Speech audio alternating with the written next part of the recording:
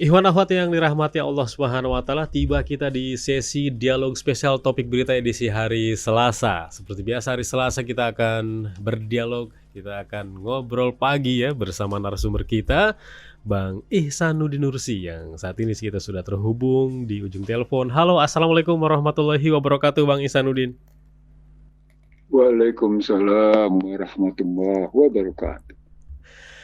Alhamdulillah sehat ya Bang Ihsanuddin ya. Insya Allah, insya Allah, insya Allah. Alhamdulillah Khair, kita khair, bisa khair. bisa kembali mengudara di pagi hari ini Bang Ihsanuddin. Kita akan menyoroti Iya, beberapa hal. Tentu saja masyarakat kan melihat Bang Ihsanuddin ya langkah-langkah yang dilakukan oleh presiden yang baru ini ya Prabowo, retreat kabinet, nah atau penggemblengan para menteri katanya, menggembleng kabinet. Bahkan ada kalimat yang presiden sampaikan, kenapa kabinetnya digembleng? Karena RI sedang tidak baik-baik saja. Apakah menggambarkan bagaimana sulitnya untuk beliau melakukan konsosiasionalisme kalau istilah teori politik yang dipakai sama Tempo ini ya, berbagi-bagi kekuasaan. Tapi bingungnya berbagi-bagi kekuasaannya itu bukan hanya untuk kepentingan bersama, tapi semua semua gerbong dimasukin gitu. Ada yang kepentingannya bahkan kepentingan jahat, ada kepentingan-kepentingan oligarki, ada kepentingan-kepentingan ya yang lain-lain dimasukin semua. Itu sorotan Tempo yang saya baca tuh di beberapa tulisannya. Begitupun nanti Bang Ihsanuddin selain menyoroti retreat kabinet dan juga rencana Prabowo ke depan, kami juga ingin bagaimana Bang Ihsanuddin menyoroti Amerika Serikat yang banyak negara mengatakan apakah memang masih ada harapan dengan tanda tanya gitu ya. Seperti kalimat sebenarnya harapan sudah tidak ada di Amerika ketika disandingkan dengan Cina yang melihat tunggu aja 10 tahun ke depan. Cina itu akan lebih dari Amerika. Wah, kalimat ini ternyata membuat dua calon presiden ini nggak tahu nanti strateginya seperti apa gitu ya, Kamala Harris dan juga Donald Trump. Kita ke dalam negeri dulu Bang Ihsanuddin, monggo. Bismillahirrahmanirrahim. Subhanakallah ilma lana ilma alam tanah innaka anta alimul hakim. Rabbana zidna ilman warzuqna fahman. Ada tiga pernyataan menarik dari Presiden Prabowo Subianto. Yang pertama, para menteri disuruh membaca bukunya Arona Simeglu tentang kenapa satu negara gagal gitu. Yang kedua, disuruh baca Indonesian Paradox gitu, yang diterbitkan pada 2017. Pernyataan kedua, Indonesia tidak sedang baik-baik saja. Pernyataan ketiga, menteri dan kepala lembaga menggunakan maung. Nah, kalau bicara bukunya Aaron Dasimeglu, pemenang Nobel ini dari Harvard, ukurannya kan cuma 3. Ukuran tentang keadilan, ukuran tentang keberhasilan satu organisasi pemerintahan, ukuran tentang penegakan hukum, ukuran tentang bagaimana perekonomian. Ini diskusi lama yang saya bahkan menarik indikatornya ke dalam pengukuran misi bangsa Indonesia yang pada 18 Agustus 1945 mengibarkan panji-panji perang pemikiran terhadap Barat. 18 Agustus 1945 dengan disahkannya Undang-Undang Dasar 45, Indonesia mengirim pesan kepada dunia bahwa Indonesia mengibarkan panji-panji perang pemikiran. Karena kata pembukaan itu jelas berbeda dengan cara berpikir Barat. Walaupun ada yang sedikit strukturnya agak terbalik sedikit gitu ya. Ketika melihat misinya misalnya melindungi segenap tumpah darah bangsa, menyejahterakan baru mencerdaskan. Gitu. Kalau yang logis kan sebenarnya berpikir mencerdaskan baru menyejahterakan. Mencerdaskan dulu. Oh, iya, mencerdaskan dulu baru kemudian membangun perdamaian dan keadilan gitu. Nah, kalau kita ngambil misi sebagai indikator apakah kita makin mendekati atau makin menjauh, maka misi dan bahkan visinya di alinea 2, bebas, merdeka, berdaulat, adil, makmur itu menunjukkan bahwa format berpikir kita bukan berpikir materialisme. Artinya ketika Prabowo Subianto membaca buku Daron Acemoglu, While Nation Failed, gitu ya, While Nation Fails, gitu ya. Kenapa satu bangsa gagal, kenapa satu negara gagal? Mestinya ambil indikatornya, jangan ambil indikator Daron Acemoglu. Mestinya ambil indikator visi misi yang sudah diterapkan dalam pembukaan Undang-Undang Dasar 45.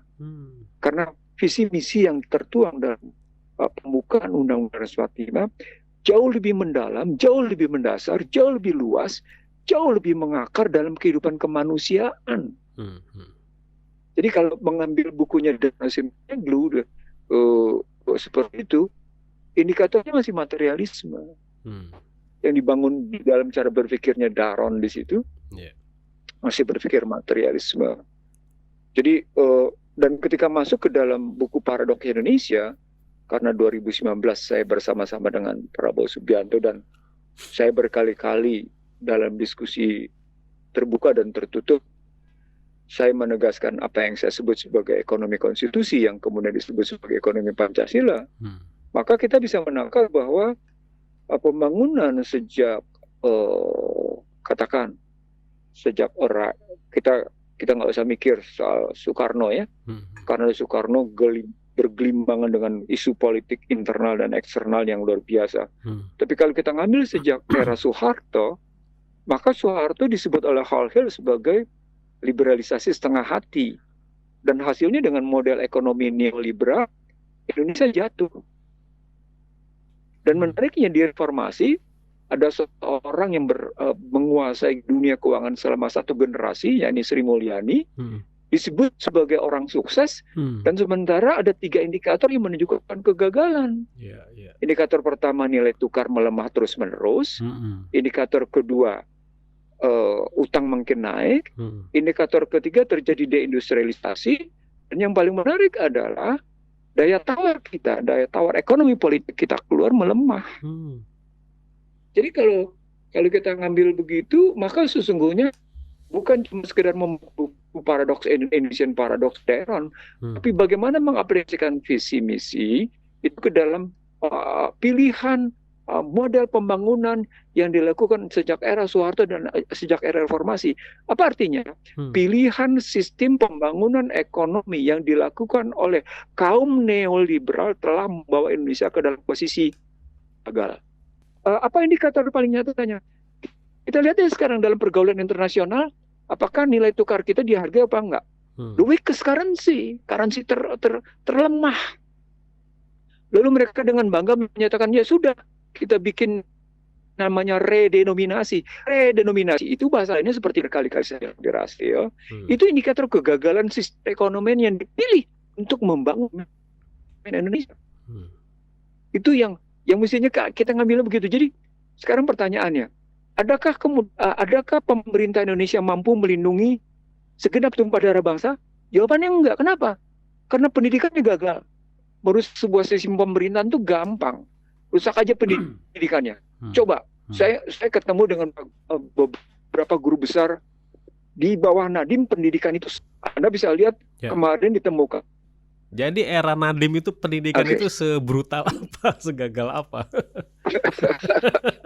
Ya, Anda apa pendidikan merdeka apa yang merdeka? Kalau ternyata adalah soal liberalisasi moral, soal liberalisasi etika, itu tidak mencapai sama sekali mencerdaskan kehidupan masyarakat.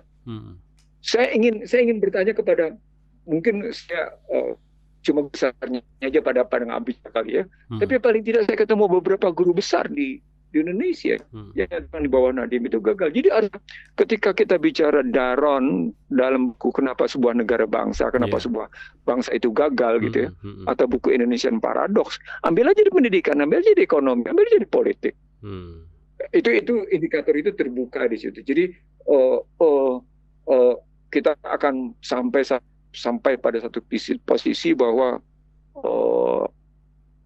ya Indonesia tidak sedang baik-baik saja, ya itu tadi indikatornya. Sementara Prabowo itu bagian dari pemerintahan yang membuat Indonesia sedang tidak baik-baik saja gitu. Ya 5 tahun kan dia. Bagian dari situ. Minimal ada di situ satu. Yang kedua yang paling penting kan dia pemegang saham pemerintahan. Kenapa? Karena partai politik tentu. Partai politik adalah pelaksana kedaulatan rakyat gitu, karena partai politik telah mengambil kedaulatan rakyat. Fondasinya 2 pos itu menentukan apakah Indonesia itu baik-baik saja atau tidak baik-baik saja. Pertanyaannya, seberapa besar yang namanya posisi Gerindra? Satu, yang kedua seberapa besar posisi Prabowo Subianto sebagai Menhan ikut atau tidak ikut berkontribusi yang Indonesia tidak baik-baik saja tadi gitu. Jadi format kritisnya adalah apakah Gerindra dan apakah Prabowo Subianto sebagai Menhan itu ikut berkontribusi atau tidak berkontribusi ke dalam posisi Indonesia tidak baik-baik saja gitu. Apakah? Itu pertanyaannya. Kalau dia ikut berkontribusi, bagaimana kontribusinya? Kalau dia tidak ikut berkontribusi, artinya malah mempertahankan agar tidak baik-baik saja, tapi menjadi baik saja. Apa indikatornya juga gitu? Nah, itu bisa kita lihat kinerja Gerindra, kinerja partai politik itu berjalan apa enggak? Itu yang bisa kita lihat. Itu Daron itu juga, Bang Ihsanuddin di buku itu juga kan Daron menyinggung ketergantungan kesejahteraan itu kualitas institusi politik dan ekonomi. Belum kita lihat institusi politik di negeri ini ya. Jadi kalau inilah saya tuh sama seperti kemarin ketika dilakukan penggemblengan di Bojongkoneng, di Bojongkoneng, waktu di Bojongkoneng, waktu di Babakan Madang. Itu kan undangnya orang-orang asing. Sementara saya harus mengatakan pikiran anak-anak Indonesia, pikiran putra-putri bangsa Indonesia, saya harus katakan secara sosial politik gitu, ekonomi, memang secara teknologi kita ketinggalan zaman karena kita tidak didukung oleh kekuatan riset dan development gitu ya. Litbangnya kurang gitu, riset dan developmentnya kurang. Tapi secara pemikiran ekonomi politik kita jauh lebih maju loh. Indikatornya sederhana. Soekarno sudah berpikir tentang stabilitas harga tahun 61. Joseph Stiglitz, pemenang Nobel Ekonomi, berpikir price stability baru 2011. Coba kebayang nggak? Kita sudah berpikir tentang pentingnya bagaimana membangun standar uang berbasis yang namanya aset, khususnya emas. Ini kita ketinggalan zaman semua nih, cara-cara ngikutin cara neoliberal kayak gini nih. Yang saya bilang ultra neoliberal. Mereka juga malah nggak lihat ya bagaimana Bang Ihsanuddin juga sering mengatakan pendekatan ekonomi kelembagaan dan ekonomi pembangunan. Ya, karena mereka merasa saya kan tidak ada apa-apanya. Walaupun saya tahu dalam rapat-rapat tertutup mereka sangat menghindar untuk berhadapan head to head dengan saya, karena itu terungkap dalam beberapa kali rapat mereka gitu. Yang saya tahu mereka kayak gitu. Bahkan ada seorang menteri, jangan sampai ngundang Ihsanuddin Nursi ya, bahkan ada seorang menteri sampai kayak gitu ngomong.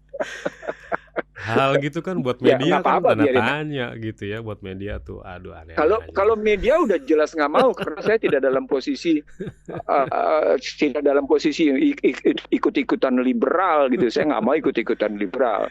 Karena nggak ada kok hidup yang sepenuhnya liberal itu bebas merdeka tuh nggak ada kok. Betul. Kalau Anda liberal, tolong Anda tentukan sendiri degup jantung Anda, paru-paru Anda, ginjal Anda, sama denyut otak Anda tentukan sendiri dong. Coba. Iya. Bisa nggak kalau Anda memang liberal gitu ya. Oke, kita terusin sekarang. Nah, kalau kita merasa tidak baik-baik saja dengan kondisi begitu gitu ya, maka tentang pembelajaran itu sesungguhnya yang saya bilang tadi, kita boleh ngambil pelajaran dari orang luar, tapi tidak berarti kemudian mereka harus mendikte kita. Itu karenanya jangan sampai pembelajaran yang datang dari luar itu malah menyesatkan kita gitu. Itu yang saya maksud. Di situ kelihatan di dunia pendidikan, selagi-lagi di dunia pendidikan. Anda bisa lihat bagaimana kurikulum yang dibangun di pesantren, kurikulum yang dibangun di SD, di SMP, di SMA, di perguruan tinggi. Kenapa pembelajaran filsafat di S1 dihilangkan? Kenapa pembelajaran filsafat ilmu makin tidak jelas kemana arahnya gitu? Itu contohnya gitu. Kenapa pendidikan budi pekerti moral di Iya, halo. Ini maaf, Mas, maaf, enggak, saya sedang di Madinah ini. Masya Allah, pantesan kok dari tadi ini Bang Ihsanuddin di mana sih bilang, soalnya suaranya kayak di bunker gitu. Kok daerah Jakarta sampai kayak gini sinyal. Saya sedang di Madinah nih, jadi maaf ya. Aduh. Sinyalnya tuh kadang nggak jelas gitu. Fiamanillah, Bang Ihsanuddin, Fiamanillah. Kita lanjut ya.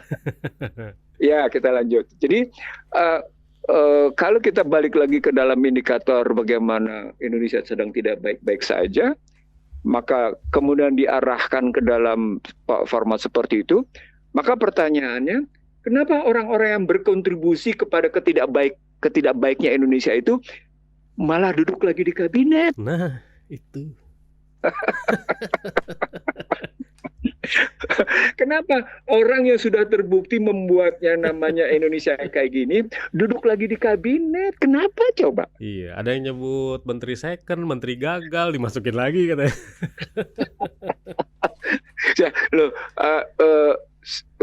Saya ya ntar orang pendengar apa ada netizen atau itu, wah ini Bang Ihsanuddin Nursi memang kepingin banget.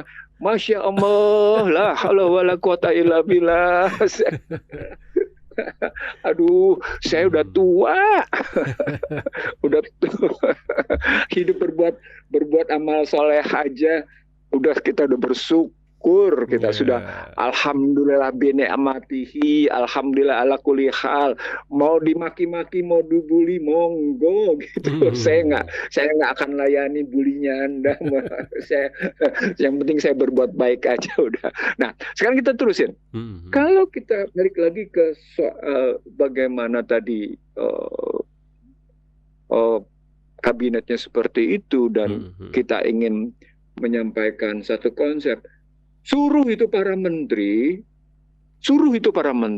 membaca kata pembukaan, merelasikannya dengan batang tubuh, lalu mereka presentasikan sesuai dengan bidangnya masing-masing. Coba bisa nggak? Coba bisa nggak? Gampang aja kok. Sorry, cara berpikirnya gampang sekali. Suruh para menteri itu baca kata pembukaan, baca batang tubuh nasihat 5, gitu ya. Relasikan dengan bidangnya masing-masing, presentasikan kepada Prabowo Subianto, presentasikan kepada publik. Bisa nggak? Coba kita mau lihat. Sederhana kan cara pandangnya. Open book apa close book? Kalau open book bisa kayak. Kalau saya bilang mestinya close book dong, kan menteri. Iya. Apalagi ada dokter, Dokter Raffi Ahmad. Apalagi ada Dokter Raffi Ahmad. Apalagi ada Luhut Binsar Panjaitan. Apalagi ada Veronica Tan. Apalagi ada, banyak orang-orang hebat kan di situ. Ayo silakan. Saya ulang yang ketiga kali. Baca kata pembukaan Nasihat 5 gitu ya. Lalu relasikan batang tubuh. Kemudian hubungkan dengan tugas dan tanggung jawab sebagai menteri atau sebagai kepala badan lembaga. Coba presentasikan Anda mau ngapain. Anda bikin coba target-target yang Anda hendak capai dalam hitungan, jangan bilang 3 bulan, hitungan dalam 1 tahun, tapi di progress report kan, sistem pelaporan progresif dalam hitungan 1 bulan, bulan kedua, bulan ketiga sampai dengan bulan ke-6. Terus kalau gagal gimana? Gitu dong mikirnya. Sama seperti ketika saya di DPR. Lalu kita masuk sekarang selain tadi jalan keluarnya, kita lihat apakah mereka memang punya kinerja pemikiran. Jangan kemudian disebut dengan kinerja tindakan deh. Ya, Kita lihat aja pemikiran dulu. kinerja pemikiran. Relasinya adalah sampai seberapa jauh mereka bisa melahirkan satu kebijakan yang menjawab permintaan Presiden Republik Indonesia Prabowo Subianto dalam rangka Indonesian Paradox. Nah, rujukannya cuma satu kata pembuka 105 dan batang tubuh. Begitu jawabannya. Coba tuh Sri Mulyani tuh. Coba tuh, suruh bikin price stability, bisa nggak? Coba deh Sri Mulyani deh yang katanya sudah satu generasi pegang keuangan. Coba deh suruh bikin price stability. Coba, saya pengen tahu gitu. Dengan model ekonomi yang dibangun sekarang, dengan import serba import gini, gitu. Saya pengen tahu kayak gitu di situ gitu ya. Oke, sekarang kita masuk ke Maung. Yang saya bilang ada 3 hal. Kita masuk ke Maung. Nanti kita masuk ke Amerika dengan persoalan Cina yang kayak gitu ya. Kalau kita ngambil Maung, ini kan seakan-akan menjawab soal SMK kan? Seakan-akan. Saya bilangnya seakan-akan loh. Jadi tindakan Prabowo pertama yang ada di Babakan Madang Bojongkoneng, lalu kemudian membawa ke Lembah Tidar, lalu menyuruh menteri membaca Darana Cemeglu, Why National Fail, lalu kemudian membaca Indonesian Paradox, lalu menyatakan Indonesia tidak baik-baik saja, lalu meminta para menteri menggunakan Maung. Itu kan semuanya menjungkir balikan situasi yang sebelumnya kan? Iya. Itu menjungkir balikan situasi sebelumnya. Apa artinya? Artinya di sini sebenarnya Prabowo menjawab siapa dirinya. Saya ulang, ini boleh judulnya Prabowo Subianto menjawab siapa dirinya. Judulnya gitu nanti ya. Atau this I am, ini saya gitu. Iya, inilah saya gitu ya. Iya, ini saya gitu.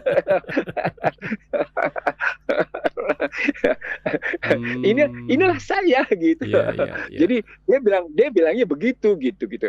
Walaupun dalam pidato pertamanya sesungguhnya mengandung juga beberapa kelemahan. Orang terkagum-kagum pada pidatonya Prabowo Subianto. Sementara saya melihat beberapa kelemahan. Gitu. Iya, saya belajar tentunya. Saya belajar dari dia berpikir tentang ketahanan pangan. Tapi ketahanan pangan itu sama nggak dengan swasembada pangan ya? Dia berpikir tentang ketahanan energi. Sama nggak dengan swasembada energi ya? Gitu. Itu beda. Itu beda. Dia bicara tentang Free Palestine. Tapi Free Palestine misalnya lewat satu negara, saya nggak usah sebut nih, karena nanti nggak enak ngomongnya, pokoknya nggak enak aja. Ya jangan disebut dulu deh. Nggak enak soalnya. Tapi paling tidak konsep ekonomi deh, karena memang saya sejak lama mengkritik tentang 3 aliansi busuk gitu ya, WTO, World Bank dan IMF.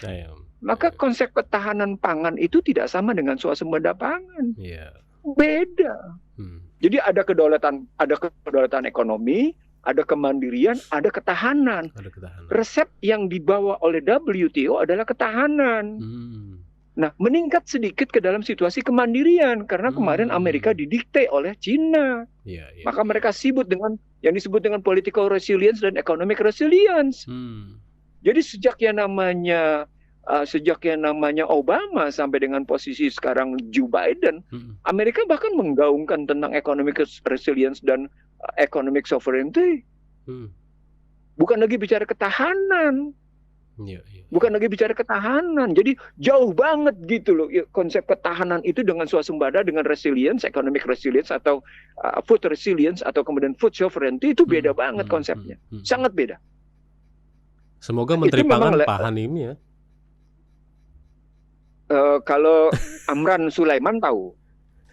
Menteri Pangan. Kalau Amran Sulaiman tahu. No, betul, karena saya terus terang saya komunikasi dengan beberapa menteri gitu ya. Ini begini loh, kok ngelihatnya begitu sih gitu. Mereka senyum-senyum, hehehe. Gak berani juga jawab secara tegas, tapi mereka senyum-senyum aja, cuma kirim, atau mereka berdiam tidak menjawab sama sekali karena bisa jadi saya sedang mancing ilmunya mereka kan. Bisa jadi begitu kan. Bisa jadi begitu, daripada gue dihajar habis katanya, dipancing gini, mendingan gue diem katanya. itu yang jadi kalau tambah lagi problematiknya gitu ya. Bagaimana kita ngelihat kehadiran investasi Anagata yang di bawah yang namanya Mulia Manhadat, itu akan banyak mengubah undang-undang itu. Itu mengurusinya luar biasa. Itu konsep yang saya bangun, tulisan saya di tahun 2000, saya sebut sebagai sekuritisasi aset. Konsep strategiknya adalah sekuritisasi aset. Tapi main poinnya, intinya yang mau dicapai adalah sovereign wealth fund, satu ketersediaan dana untuk investasi yang tampak tangan di bawah terhadap pihak asing atau pihak manapun gitu. Tapi statusnya dalam posisi shake hand, jabatan tangan gitu. Beda antara tangan di bawah. Kalau Anda mengemis modal seperti yang selama ini dilakukan oleh kaum neoliberal, saya ulang, mengemis modal seperti yang selama ini dilakukan oleh kaum neoliberal, itu berbeda dengan konsep jabat tangan. Konsep Ihsanuddin Nursi kelihatan pada tulisan sekuritisasi aset nasional tahun 2000 di halaman pertama Media Indonesia. Karena saat itu saya sedang memprotes habis-habisan yang namanya cara-cara berpikir kaum neolib yang ngobrol aset. Saya menolak penjualan BCA, saya menolak penjualan Indosat, saya menolak itu saya bikin itu, dan itu makanya keluar artikel saya. Silakan buka Media Indonesia deh, karena itu halaman pertama Media Indonesia, di kaki saya tulis gitu. Di banner istilahnya, jadi headline banner gitu. Kan ada headline yang top, ada headline yang bottom kan. Nah, headline bottom itu namanya banner gitu. Ya itu saya nulis kayak gitu. Itu bisa kita atasi sebenarnya. Jadi artinya kalau bawa bilang swasembada pangan bisa dalam 45 tahun. Loh, kalau begitu mestinya swasembada modal bisa dalam 45 tahun dong. Wong Anda kaya raya kok. Begitu dong mikirnya mestinya. Tapi kan itu nggak disentuh sama sekali. Pidato itu tidak menyentuh soal swasembada modal. Pidato itu tidak menyentuh sama sekali soal IKN. Pidato itu tidak menyentuh bagaimana kita seharusnya memperbaiki moral. Gitu.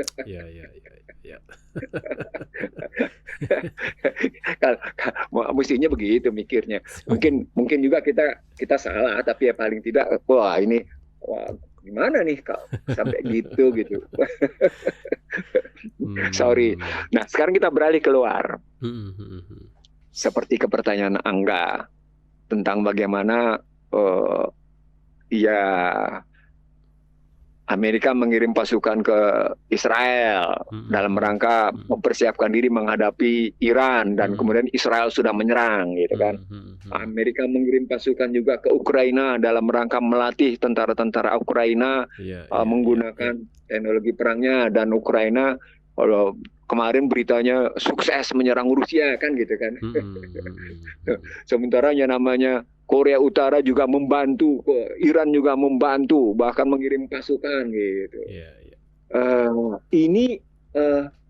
Dan pada saat yang sama, ini menarik nih, kalau baca Financial Times, baca New York Times, baca The Economist gitu ya, ini menarik.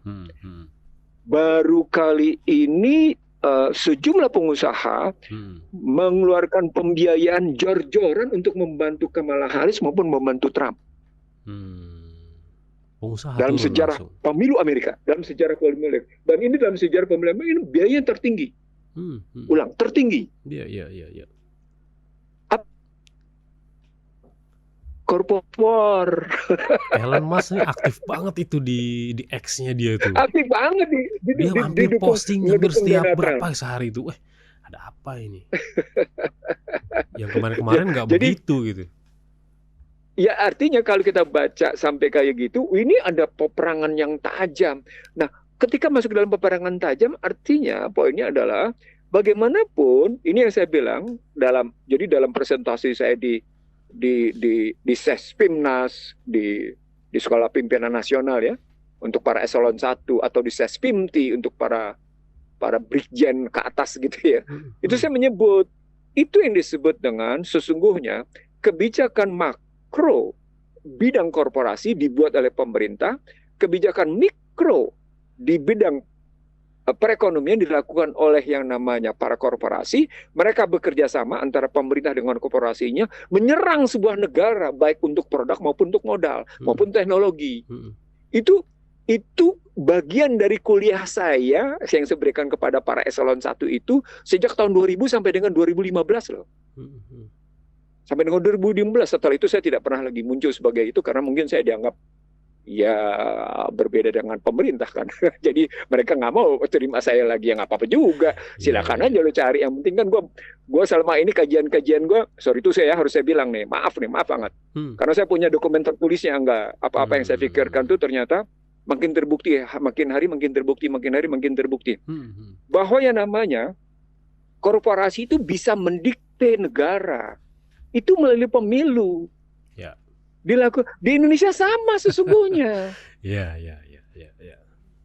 Di Indonesia sama. Di Amerika bayangin nggak kalau sampai yang namanya Reuters dan Financial Times menyebut miliaran dolar digelontorkan bagi pemilu Amerika. Saya pernah menyampaikan dalam sebuah ceramah saya, makin hari biaya lobby dan biaya kampanye dalam konstruksi pemilihan presiden itu makin tinggi. Ada grafiknya itu, Angga. Itu bisa di-searching. Iya, bisa di-searching, bisa dibongkar. Saya kebetulan ngebongkar dari sejak tahun 2000. Sampai dengan sekarang memang sekitar 3,7 sampai 3,8 miliar US dollar. Berapa triliun coba? Iya, betul. Berapa triliun coba itu kayak gitu. Iya, beberapa negara sama ya sistemnya sama. Iya sama pasti. Itu artinya sejumlah kaum reformis yang mengambil model Amerika sedang mengikuti jejak kegagalan pemerintahan. Apa kita bisa sebutnya namanya pemerintahan Amerika itu sukses bagi masyarakatnya? Enggak.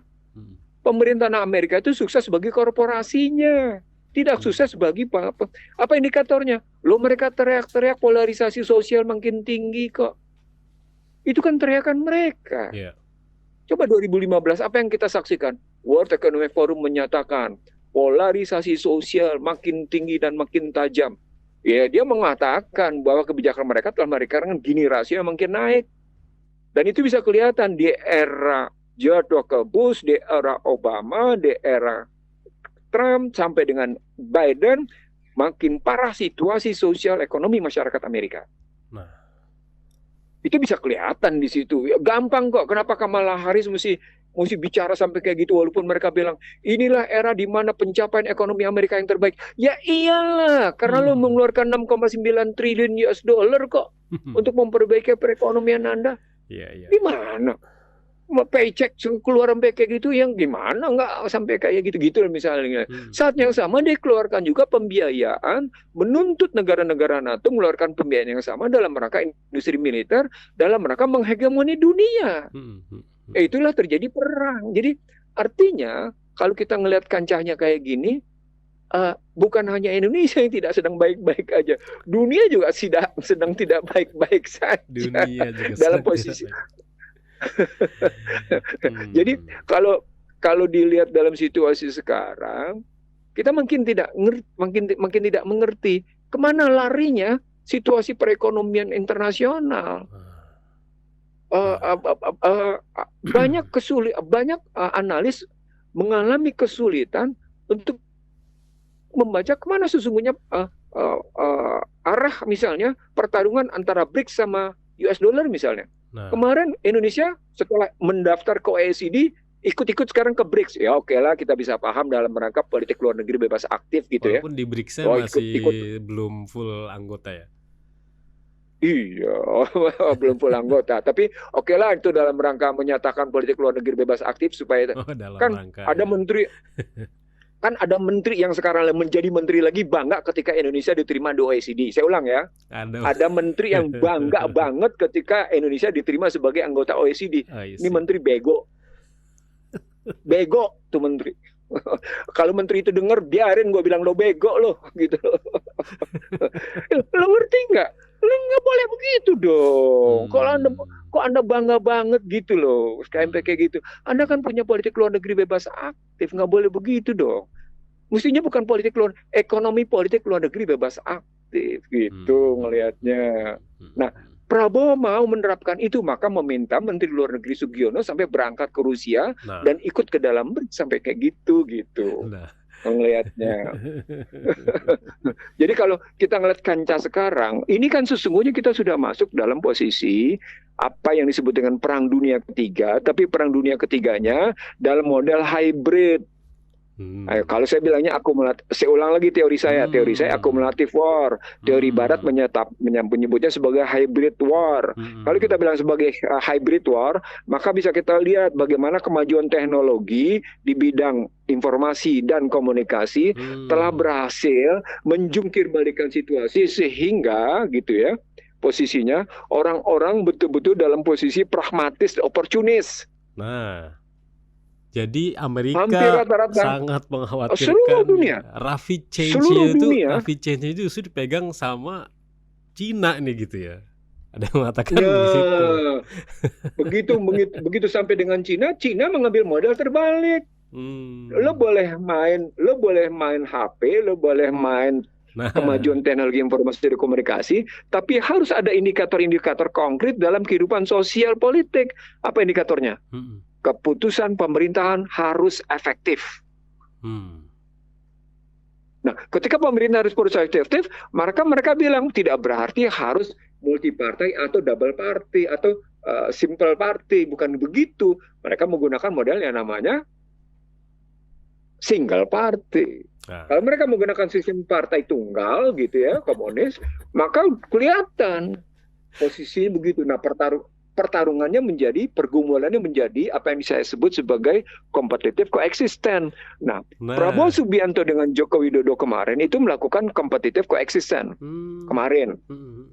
Jadi selama 5 tahun terakhir dari 2019 ke 2024 sampai dengan 20 Oktober 2024 antara Prabowo Subianto dan Joko Widodo kompetitif koeksisten. Oke. Di satu sisi koeksisten, tapi di sisi lain kompetitif. Kali ini bukan lagi kompetitif koeksisten, tapi kontradiktif koeksisten. Sama seperti Rusia dengan Amerika, sama seperti Cina marah-marah ke Amerika karena Amerika jual senjata ke Taiwan. Itu bukan di satu sisi kelihatan kompetitif koeksisten, tapi di sisi lain kontradiktif koeksistens. Itu rujukan berpikirnya begitu Angga ngelihatnya. Nah, walaupun nanti tangan-tangannya sama instrumen-instrumennya ada di dua-duanya ya. Begini, nah ini menariknya. Saya sudah melihat bahkan instrumen yang tidak terbaca oleh pemakai gadget pun luar biasa di Indonesia. Dari kerjaan dua negara, Cina dan Amerika beserta Rusia. 3 negara. Mereka memainkan perang intelijen yang luar biasa yang tidak dilihat, tidak dibaca oleh orang-orang yang menyukai informasi di gadget itu di media sosial.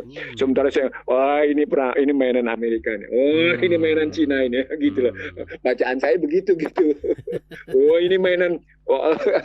Nggak betul, serius enggak? Serius, saya serius menyatakan itu gitu ya. Betapa hebatnya pertarungan neocortex or via intelijen. Itu dahsyat, luar biasa. Cuma orang terkadang asik dengan isu di gadget. Misalnya orang asik kemarin soal Garuda Biru. Emang itu murni Garuda Biru dari Indonesia? Banyak sekali itu isu-isu muncul kayak gitu. Coba lihat, Retno Marsudi di akhir-akhir jabatan kelihatan banget berpihak kepada Palestina. Sebelum-sebelumnya gimana? Ya, biasa aja. Kan menarik kan, perubahan Retno Marsudi di akhir-akhir masa jabatan itu sampai mengeluarkan tangis luar biasa gitu kan. Ini sampai akhirnya media sosial menyatakan ini baru menteri, gitu kan. Sebelum-sebelumnya gimana? Coba dong ngelihat kayak apa gitu. Lalu ada seorang menteri yang menyatakan kalau saya jadi menteri tidak akan ada badan penerimaan. siapa itu? Sri Mulyani. Jadi kampanyenya Prabowo Subianto dilawan gitu loh kan. Nggak, saya ngomong kayak gini karena situasi Indonesia sudah ekonomi terbuka, politik terbuka, artinya sudah mengikuti dunia internasional. Dunia internasional mengikuti betul. Begitu dilantik saja kelihatan Gibran didatangi oleh petinggi Cina. Kemana larinya coba? Apa maksudnya? Emang itu bukan kerja intelijen itu? Mau nyampe pesan apa itu? Bang Isanuddin nih, sayang sekali nih waktunya ini udah harus saya ingatkan dibatasi ya. Saya juga sudah harus salat subuh. Ya, tapi menarik tadi ini sebagai penutup saya pengen sebenarnya ini bahasannya pengen lebih dalam, tapi sebagai pembuka jadiin penutup dulu untuk pertemuan sekarang. Ketika single party tadi disinggung gitu ya, Cina, satu orang Xi Jinping kan gitu istilahnya gitulah. Amerika Serikat itu nggak bisa gitu. Amerika Serikat tidak bisa menghentikan, Amerika Serikat tidak bisa mengontrol seperti biasa ke negara-negara lain, tidak bisa mendominasi, mengancam gitu ya. Konsolidasi pemerintahan satu orang Xi itu gitu ya. Sementara ke pemerintahan-pemerintahan lain dia bisa gitu. Konsolidasi pemerintahan tuh Amerika bisa masuk gitu. Bagaimana dengan Indonesia di tangan Prabowo? Penutup singkat aja dulu. Mudah-mudahan Prabowo mampu menegakkan sikap patriotik. Ya. Kalimatnya gitu. Mudah-mudahan Prabowo Subianto mampu menegakkan sikap patriotiknya, mewujudkan sumpah prajuritnya, mewujudkan janji-janji anggaran dasar Gerindranya, mewujudkan sumpah jabatannya, gitu ya, dan mengembalikan marwah Indonesia di panggung perpolitikan ASEAN dan internasional. Gitu penutupnya. Mantap. Jadi kita masih bisa berharap positif daripada ntar dibilang Isanuddin Nur ini negatif mulut gitu kan. Ya di awal-awal kita kasih positif dulu lah. Kayak nggak tahu rahasia ya, aja ke depannya gimana katanya. Bukan, kan orang bilang ini Isanuddin Nur ini kalau ngomong pedas katanya terus negatif mulu. Enggak, gue nggak pedas. Gue pakai rujukan kok, rujukan gue jelas kok. Kita beradu rujukan aja dulu deh, jangan beradu data deh. Nggak mau. Maunya cuma begitu. Saya kira gitu Angga. Saya sudah harus masuk ke masjid. Terima kasih Angga. Subhanaka Allahumma wa bihamdika asyhadu an la ilaha illa anta astaghfiruka wa atubu ilaik. Wabillahi taufiq wal hidayah. Assalamualaikum warahmatullahi wabarakatuh. Waalaikumsalam warahmatullahi wabarakatuh.